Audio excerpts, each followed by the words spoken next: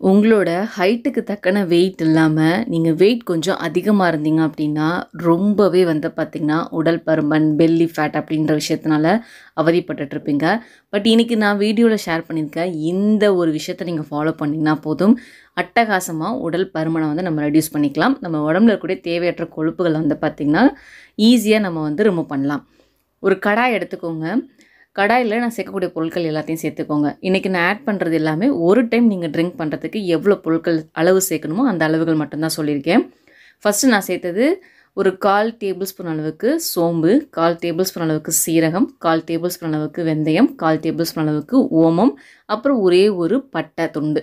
இது எல்லாத்தையும் சேர்த்து நல்லா ட்ரை ரோஸ்ட் பண்ணிக்கலாம். மிதமான தீயில வச்சு ட்ரை ரோஸ்ட் பண்ணுங்கள். நம்ம சேர்த்துருக்க பொருட்களை கருக விட்டுறாதீங்க. சப்போஸ் அது கருகுச்சு அப்படின்னா நீங்கள் ட்ரிங்க் குடிக்கும்போது ஒரு மாதிரி வந்து பார்த்திங்கன்னா கசப்பு தன்மை தட்டும். ஸோ கருக விடாமல் நிறம் மாறாமல் கொஞ்சம் வறுத்து எடுத்துக்கோங்க. இப்போ பாருங்கள், நான் சேர்த்த பொருட்கள் எல்லாம் நல்லா வெடிக்க ஆரம்பிக்குது.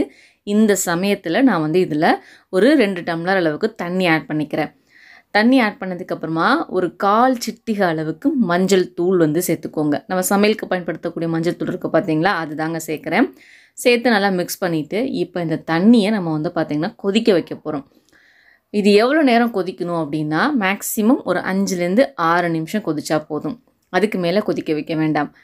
இதை வந்து மிதமான தீயில வச்சு கொதிக்க வைங்க. அப்படி இல்லைனா மீடியம் ஃப்ளேமில் வச்சு கொதிக்க வைங்க. இந்த ட்ரிங்க்கில் நம்ம சேர்த்துருக்க பொருட்கள் எல்லாமே வந்து பார்த்திங்கன்னா அதிவேகமாக நம்ம உடம்புல நாள்பட்ட கெட்ட கொழுப்புன்னு சொல்லுவாங்க இல்லையா, அதை வந்து கரைச்சி வெளியே தள்ளுறதுக்கு ஹெல்ப் பண்ணுங்க. எதையுமே ஸ்கிப் பண்ணாதீங்க. இது கூட ஏதாவது ஆட் பண்ணணும்னு நினச்சிங்கன்னா கீழே கமெண்ட்டில் கேளுங்க. நான் அது செய்யலாமா வேணாமா அப்படிங்கிறத சொல்கிறேன். சிலர் வந்து கமெண்ட்டில் கேட்பீங்க, நான் இந்த ட்ரிங்க் எடுத்துக்கிறேன், இது கூட எக்ஸசைஸ் பண்ணலாமா, டயட் வந்து இருக்கலாமான்னு சொல்லிட்டு. தாராளமாக நீங்கள் பண்ணலாம். எக்ஸசைஸ் பண்ணுறது மூலியமாகவும் நம்மளோட உடல் எடை வந்து குறையுங்க. அது நம்ம உடம்புக்கு ஹெல்த்துக்கு ரொம்ப நல்லதும் கூட.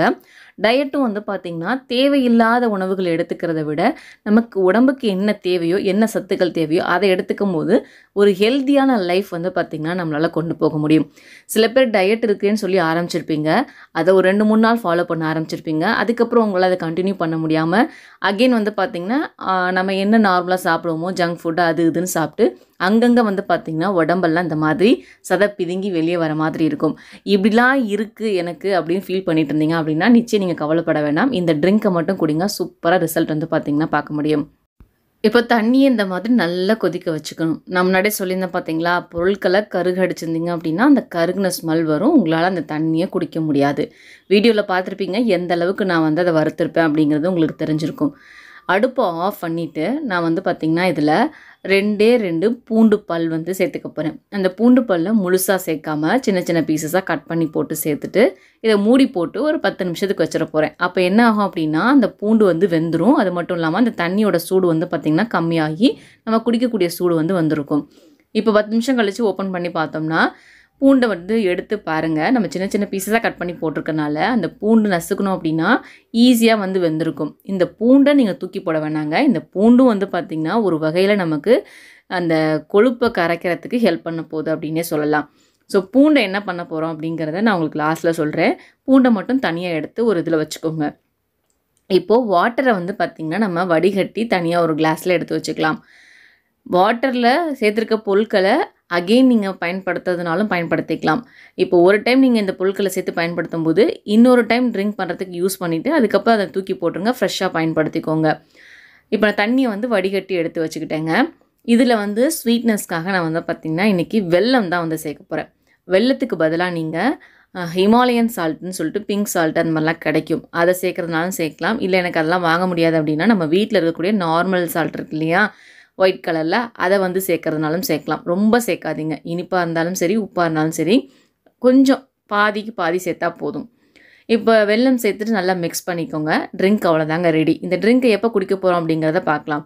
நீங்கள் காலைல எந்திரிச்சதுமே எம்டி ஸ்டொமக்கில் வந்து இந்த ட்ரிங்க்கை குடிச்சிருங்க. ஒரு நாளைக்கு ஒரு டைம் ட்ரிங்க் பண்ணாலே போதும். இல்லை நான் நைட் டைம் குடிக்கலாமான்னு கேட்டிங்கன்னா தாராளமாக நைட் டைம் குடிக்கலாம். சாப்பிட்டதுக்கப்புறமா ஒரு 1/2 மணி நேரம் கேப் விட்டு இந்த ட்ரிங்க்கை ப்ரிப்பேர் பண்ணி குடிச்சிட்டு ஒரு 15 நிமிஷம் கேப் விட்டதுக்கப்புறமா நீங்கள் தூங்க போங்க.